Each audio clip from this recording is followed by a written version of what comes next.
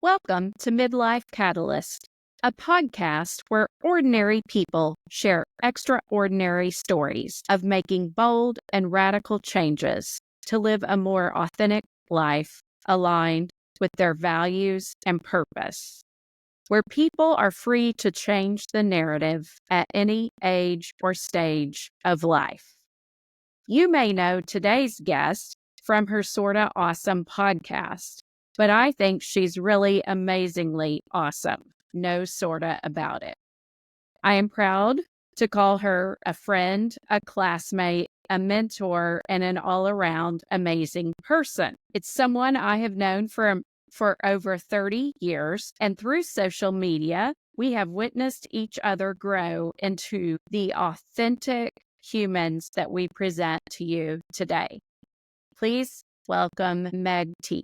We have Meg Tietz, who is a former podcast host, a community builder, and a creator of women-centered lifestyle content.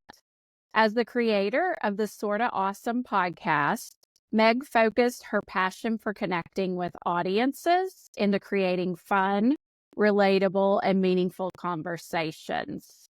Currently, she is returning to her blogging roots on Substack, yay, with her newsletter, Gemini Wrongs, which I love and highly recommend. Meg and her husband of 26 years live in Florida, which I am going to talk about in a minute because I'm extremely jealous of this right now, with their 5 children and 2 dogs. Meg, welcome, and thank you so much. Not only for joining me on the podcast today, but for all of your help, guidance, and support. I would not be sitting here today if you had not reached out and been so kind and generous with all of your tips and tricks. So I really appreciate that. I mean, one thing about podcasting for almost a decade is I know all of this stuff about it, and now I'm not using any of that knowledge. So when I saw that you were launching a podcast, I probably maybe was a little overwhelming with just being like, I can help.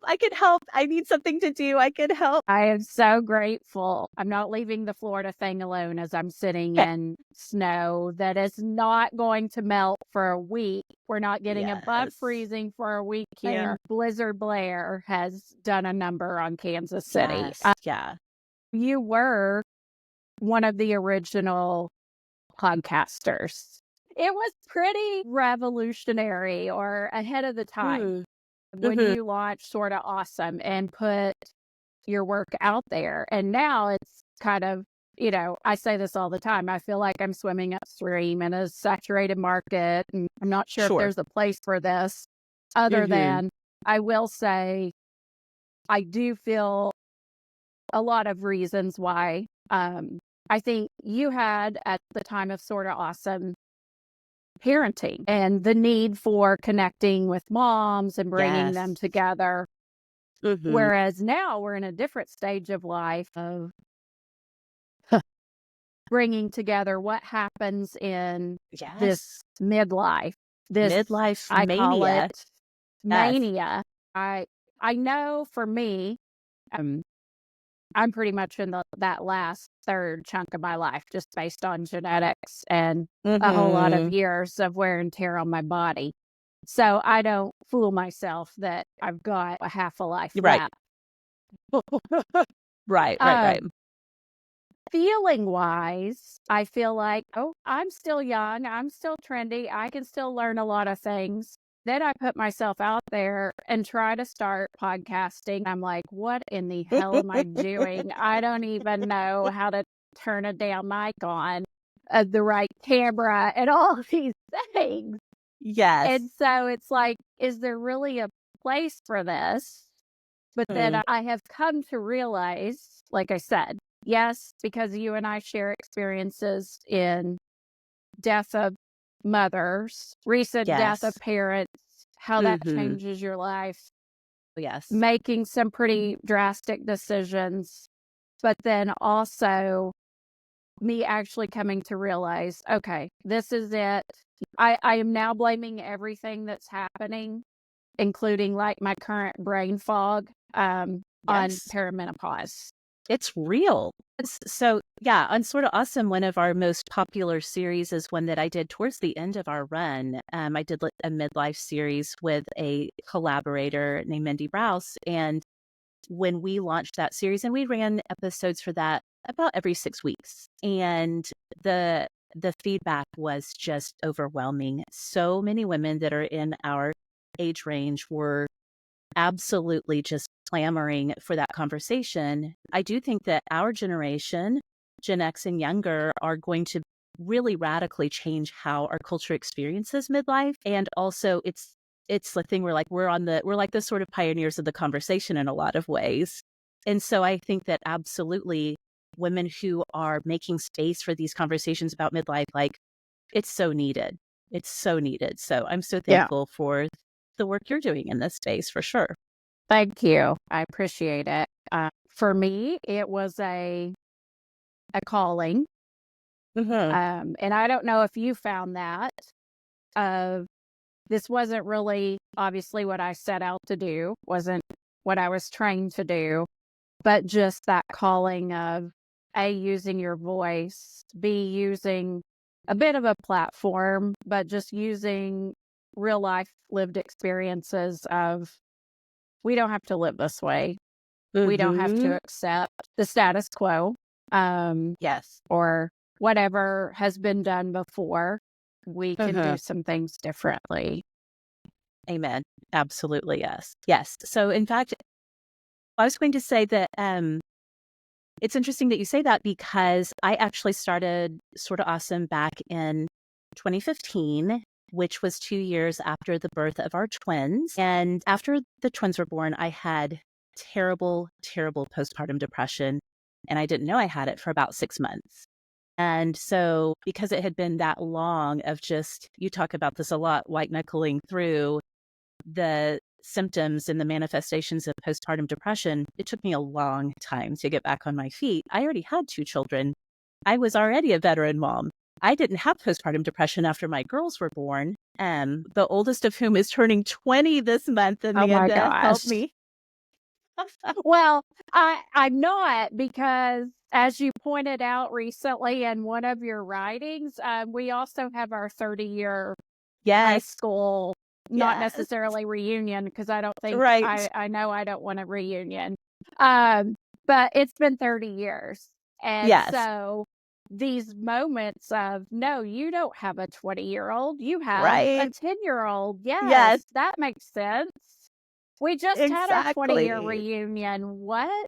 Yes, exactly. That is very true. But so yes, so I was coming off of a really, really difficult battle with postpartum depression.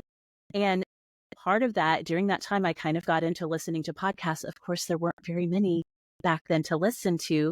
Like many people, I started listening to Sarah Koenig's original Serial series, and then kind of like started poking around and listening to some others. And it was during that time that I had the inspiration to create a podcast. And in a lot of ways, I needed something, like I needed something outside of my family life and outside of parenting and outside of the fog of postpartum depression, something like you were talking about, a calling, something bigger than myself. I had no idea at the time that it was going to go anywhere, because when we started Sorta Awesome in 2015, we were still having to teach people how to open their phone and find a podcast app, literally how to find a podcast, push play, how to subscribe.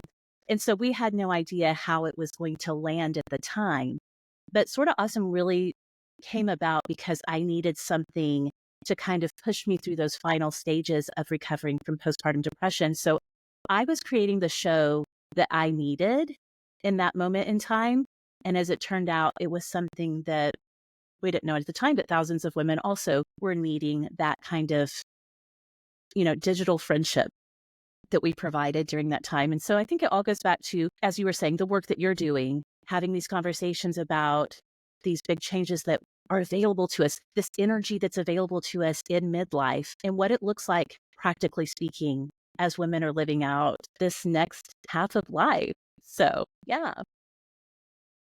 So, speaking of big changes, you have made a pretty big, drastic change. Actually, a couple. in the last couple of years. Yes. Yeah. One ending the Sorta Awesome podcast. How Mhm. did you know it was time? Well, Amanda, it's funny. This has been a long, long lesson in learning to listen to my intuition. I did close Sorta Awesome at the end of 2023. However, the first time that I started to think, I think I might be ready to close Sorta Awesome was really back in 2017 when we had only been going for 2 years at that time. Um, and so, the years in between were kind of how do I find our place in this world? That was when podcasts were really beginning to expand. And, for me, it was a lot of figuring out my personal identity and also the identity of our show, how it fit into the bigger podcasting landscape. But in terms of being like so for real, like I have to close Sorta Awesome. The time has come. I think that it all began to become really clear to me around the time that my mother died, which was in March of 2022. My mother was diagnosed with multiple sclerosis when I was 2 years old. She was 29. She had two kids under the age of 2. And, a diagnosis of MS in 1979 was devastating. Of course, over 40 years later, there's so much more in medicine that can be done. But thankfully for our family, my mom had the relapsing remitting kind for most of my life, where she would have um, times where she called them her spells. Like she'd have a spell where she just could not get out of bed for like 2 weeks, had to have steroid therapy and those types of things. But for the most part, fully functional mom of 4.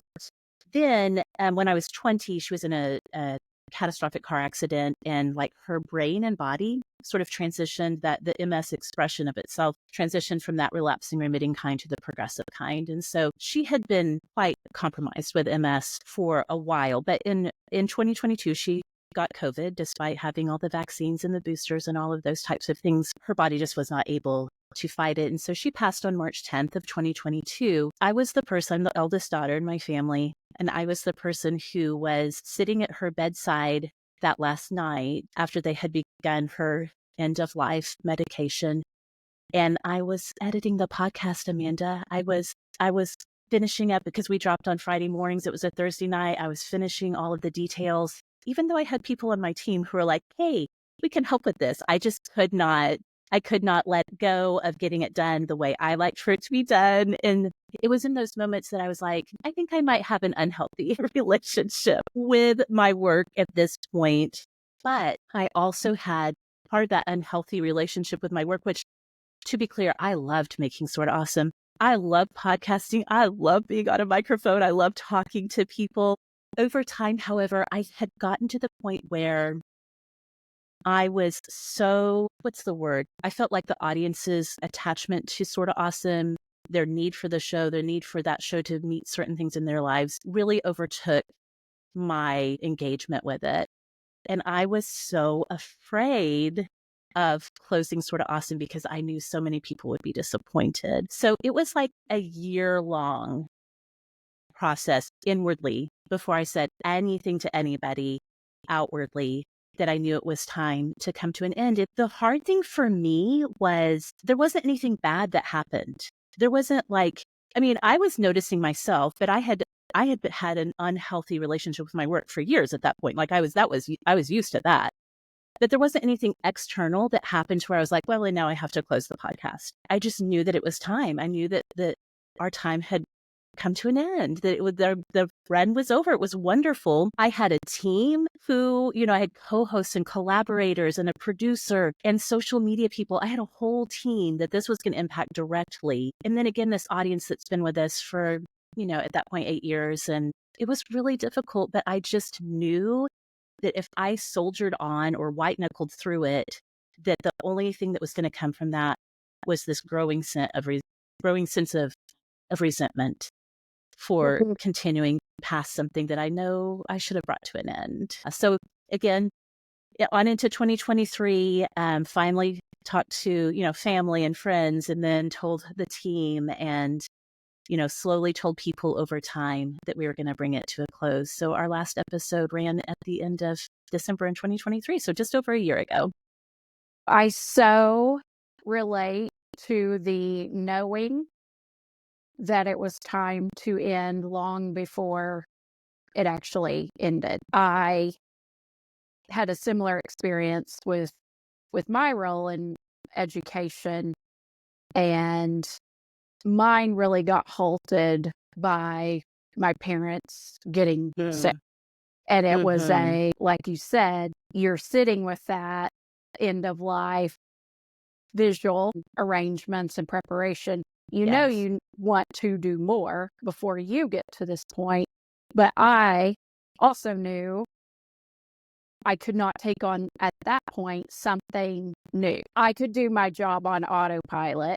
It was before we had remote working, but still, I could do my job and still take care of them, sell a house, and do all the paperwork that comes with that people don't ever tell you about. I had all my sick leave and all the things banked. So it wasn't a time to end it, but I knew it had to end and it was going to end. And then you're correct, because otherwise the resentments start building, which they did for me. How did people respond within your team and your audience to Sorta Awesome ending? What were the reactions? Hardest part was telling my team, and particularly my co-hosts, Kelly, Gordon, and Rebecca Hoffer, who had been on the show since the beginning. And this was a thing we had built together. And those were the most difficult conversations to have.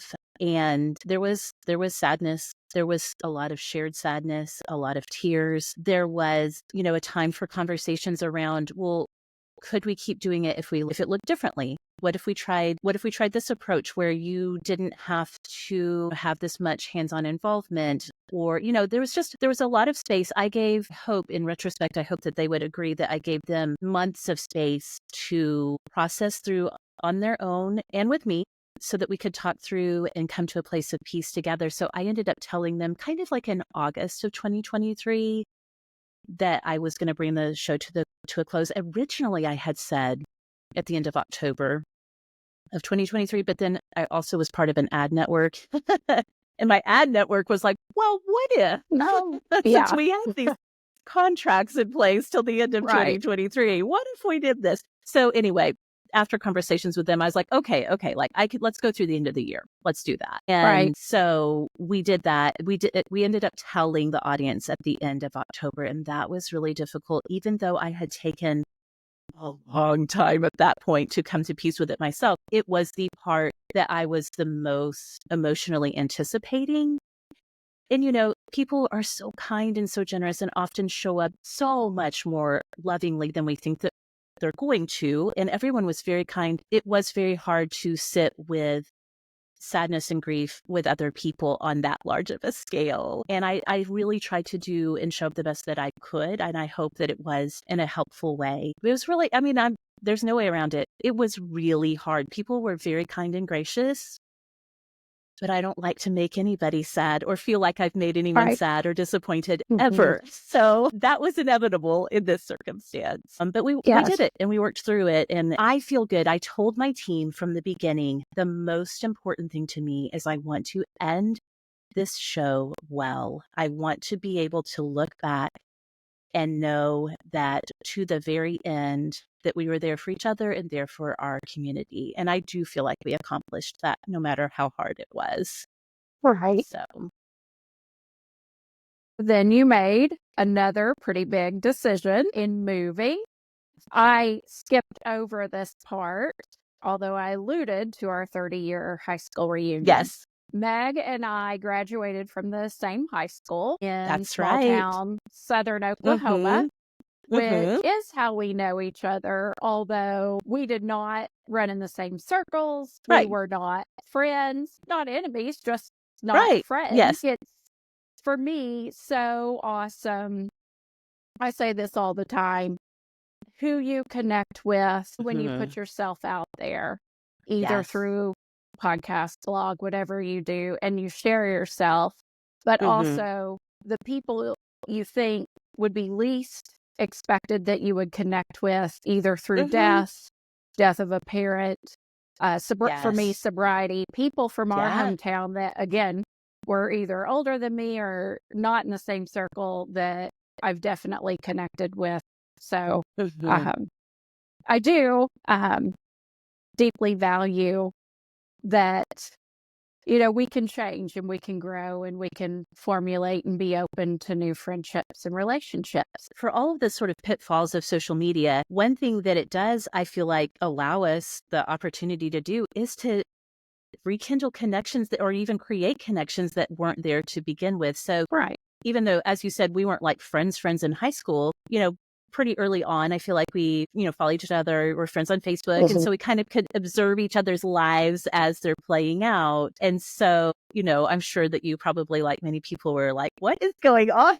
When we literally just packed up and moved to Florida out of the blue. Well, no, I was obviously very envious, and I am all for anyone just do it, make the change. Where I was going is, Mm. did you tell me you had lived in Kansas City at some point, Well, or my family mother's here? from Kansas City. Yeah, my Okay. mother that was her hometown. She grew up in Kansas City. My grandparents still lived there. So even though we lived in small towns in Oklahoma when I was growing up, we would go every summer to Kansas City. I spent my summers there. I spent many Christmas holidays, some Thanksgivings there. But we would, especially because my mom did have MS and my grandparents were able to help, like when it was summer break and she had all 4 kids home, I didn't realize it at the time. I thought it was just fun to go to grandma and grandpa's house in Kansas City, in the big city. But I know, looking back, Yeah. she needed help with all of the Right. kids and all of the energy that it took. We would spend 6 weeks of summer in Kansas City. I know that city really well, even though I've never lived there. Okay. Yes, and it's a great city. Where I was going was, had you lived anywhere else other than Oklahoma Yes. prior Okay. to moving So to Florida? yes. So after, we graduated high school, I went to a small university in Oklahoma where I met my husband. We got married. He was a college football coach for the first 11 years of our marriage. After we graduated from our alma mater, he got a GA position at Texas Christian at TCU. So we lived in Fort Worth for 4 years. And then after that, he got a position at Texas State in San Marcos.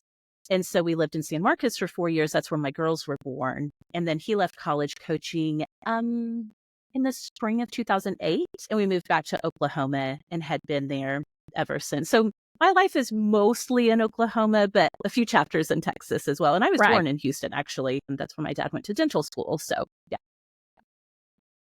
Florida is vastly different. Oklahoma and Texas have a lot of similarities. We kind of morph into one. What prompted the decision to move to Florida? Yeah. Okay. So that does seem, and on the surface, it seems so sudden. I will say that behind the scenes, my husband Kyle and I know as far back as 2016, we were starting to talk about, what if we just moved somewhere warm or tropical? Something about living, especially in San Marcos, where I have pictures of my now 17-year-old when she was a baby in our front yard with just a diaper on in San Marcos in January. And like something about living down there and experiencing, like you don't have to absolutely shiver and freeze all winter. That like changed something in our brain chemistry for both of Yes. us. So we had moved back to Oklahoma and my husband went into a different industry altogether. But around 2016, we started to think, like, because his work and my work were not bound by location at that Mhm. point. He was working for himself or with a partner, and I was doing my online work. So we were like just dreaming, like, what could it look like to live somewhere warmer? And I know it was 2016 because I actually went on a trip overseas with a humanitarian group, and our trip leader was originally Puerto Rican. And Puerto Rico is like one of the places we were kind of talking about, like, what would it look like if we moved to Puerto Rico? And so I know at least from 2016, we were like kind of scheming and dreaming, what would it look like for both of us, just trying to figure out, because we have kids who are in school. And, do we wait till they graduate? And then my parents, who had been living out of state, moved back to Oklahoma in 2020. My mother's health was really, really bad by the time they moved back. And so, like, there's these things where, like, okay, maybe someday, maybe someday, maybe someday. And so when my mother passed away, in March of 22. My dad went through some difficult times, but he ended up getting remarried in the spring of 2023. Our oldest daughter graduated from high school and got accepted to and went to Florida State by that point. And my middle three kids, I was homeschooling all of them. And we have our youngest who was just starting school. So we felt like we had this one little window of time where some of the things that felt like they were really keeping us rooted in Oklahoma City suddenly just weren't a thing anymore. Our oldest getting accepted to Florida State and deciding to go here or to FSU, that was kind of the thing where we were like, okay, like we could really do this. We could really move somewhere warm. And so we finally ended up kind of on the east coast of Florida, south and east of Orlando, in a little small town that reminds me of our hometown a lot, actually. And it's been pretty great. It really has. Well, I'm super jealous because you post all sorts of lovely beach pics, and I think you said last week you had to put on a pair of sweatpants, and I'm like, I have on 3 layers. 3 layers today. I'm not sure what is wrong with me because I'm a warm person. I prefer hot over cold. I needed to be where I had friends and support, so that was what prompted my move here. And I will say, that's definitely the flip side of this. My mother passing away was, I think, for most people, even if you have maybe a complicated relationship with your mother, but and especially if you don't, there's something really life-changing, I think, in a lot of ways when your mother passes away, like the person who brought you into this world physically. For many of us, I think that the sort of the trope, the idea of the mother's love, the one person on this planet who is like always for you, is gone. It can be really a huge paradigm shift. And it was for me. It was really one of those moments. And I was like, is this what they mean when they talk about a midlife crisis? Because for me, it was like, oh my gosh, like my mom is gone. I'm in my late 40s at this point, and life is like going by. And I really genuinely felt like, for me, and especially because my mom was so limited by MS in the last, let's say, 2 decades of her life, she couldn't drive anymore. She couldn't walk easily. Towards the end, she really couldn't walk at all. She couldn't pick up a pen and sign her name to a birthday card. She had lost so much. And I guess another part of this too is I went through a huge spiritual transformation at around the same time too. Like, I feel like from 2020 to 2022, 2023 was this really super intense time of radical change, and it felt awful going through it. But now, even at the dawn of 2025, looking back, I'm like, oh my gosh, I'm so different, and I'm so much lighter. I have so many different views on life and what our purpose is here. And so all of that to say, during the pandemic, essentially, I went from being a very, lifelong practicing Christian to I don't consider myself religious anymore. I'm still deeply spiritual. I think about spiritual things all the time. I read spiritual books, but I don't identify with religion anymore. And part of that is having a new and different understanding of, the afterlife and what happens to the energy of our loved ones when they pass on. And so all of that to say, I really am landing this point. I'm very fascinated by this because I have always been non-religious, which I think was one of those pieces that did formulate cliques in our small town. Yeah, and some absolutely, divide yes. of the religion, and you go to this church. We grew up in the Bible Belt. That is a very real thing. For me, I've gone a little bit the other way in sobriety. For many years, I knew I needed to get sober, and the only really means of doing that was AA. And as a non-religious person, I was adamantly opposed to AA and in those ways. Yeah. But when you finally have to surrender and accept life as is, you come to be more spiritual, and obviously too, witnessing death as closely as we both have, you have to feel that there is something else out there. And so it's just interesting to me that the shifts. And Mine has been since 2020 as well. A lot Well, happened that year. Talk yes. about that, please.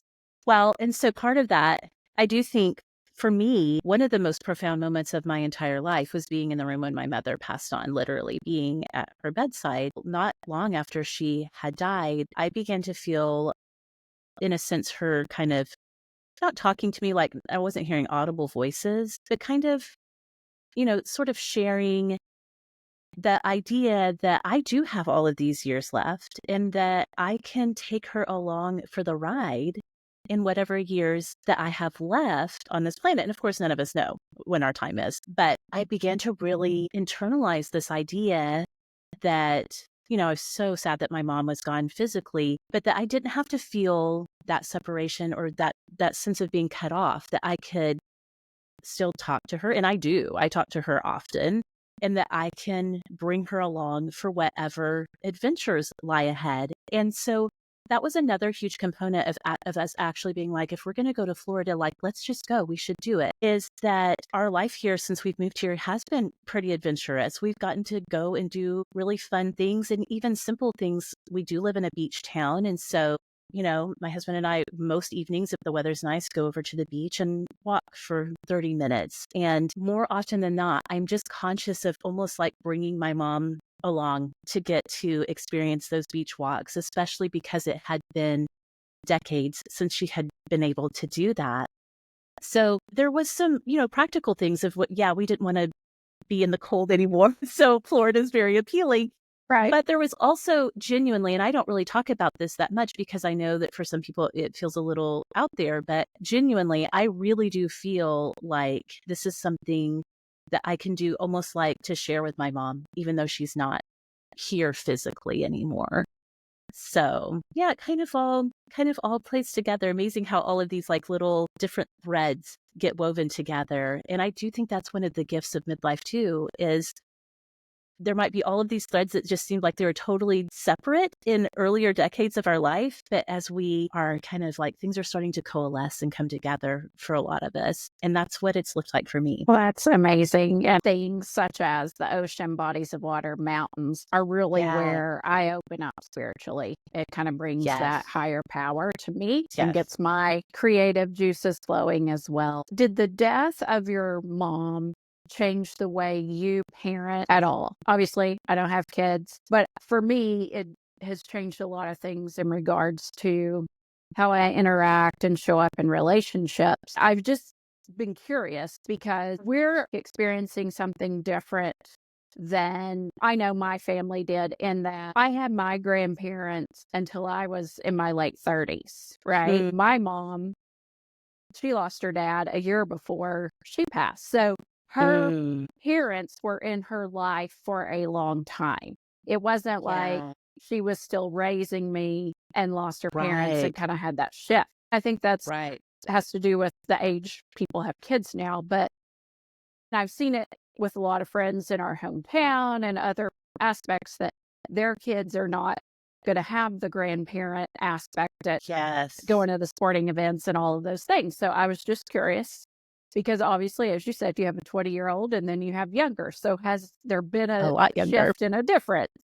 That's so true. Not only losing my mom, but in a lot of ways, I lost my mom's active role in my life when she was in that car accident in 1997. Now, she was there emotionally for sure. She talked me through a lot of difficult things, even though she couldn't be there physically. She couldn't come when my babies were born and help practically speaking. She was there emotionally. So I had, in a sense, I had been grieving the loss of the mom I grew up with for a long time. But for her being gone, I will say the biggest impact it has had on me is maybe not necessarily in parenting dynamics, although certainly I think to some extent it does. I think I just, through the years, as I have found a lot of healing emotionally, internally, inward life, those types of things, naturally that impacts relationships with my kids. I'm very fast to apologize to my kids when I mess up, when I'm mean, when we get sideways with each other. I'm very quick to repair that relationship to the extent that I can.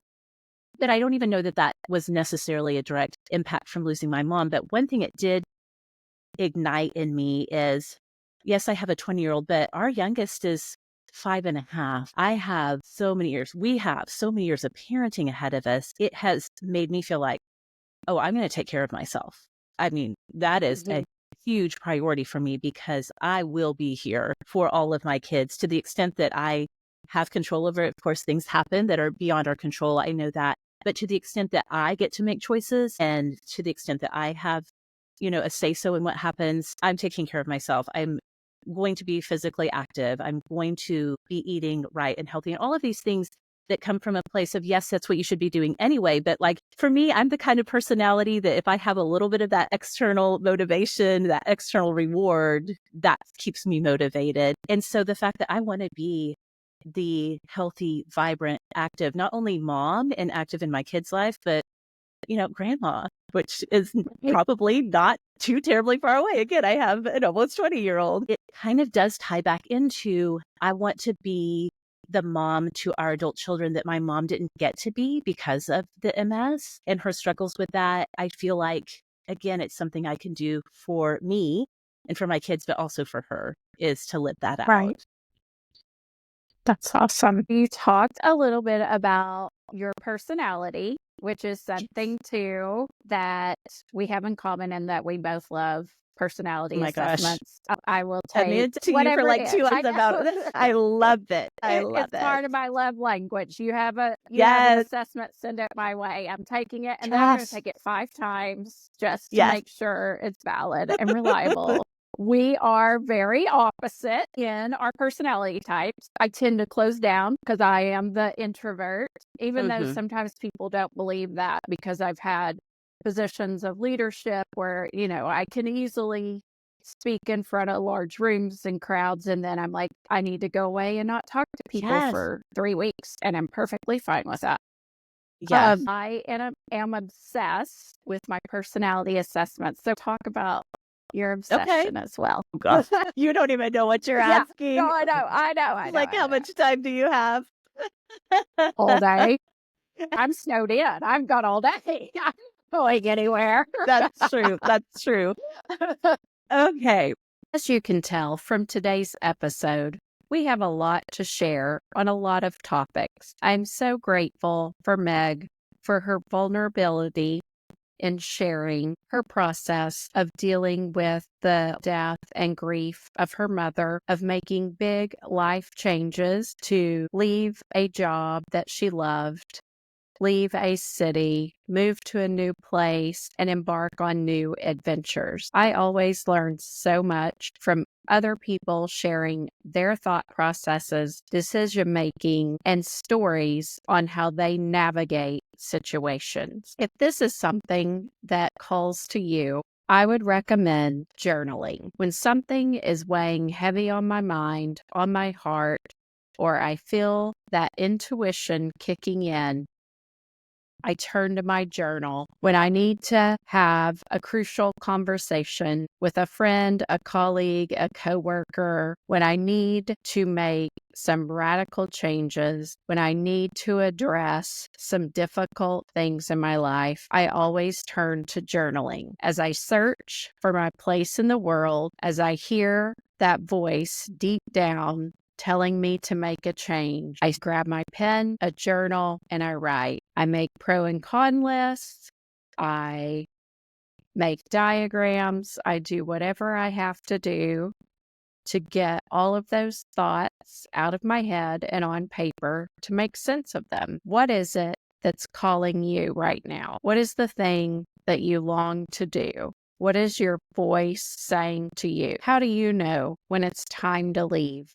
To a partnership, a job, to move to a new city, to leave a church, to leave a committee, to find a new place in life? What paradigm shifts are you balancing right now? All of these things I hope to explore in greater detail through the Midlife Catalyst podcast and community. It is so important to find a place where you can share your authentic thoughts and feelings. And I hope that I can encourage you either through this community or through other places to reach out and find where you can use your voice to make meaning of the world, to make radical changes, to make big decisions and to release any resentments that are building within you.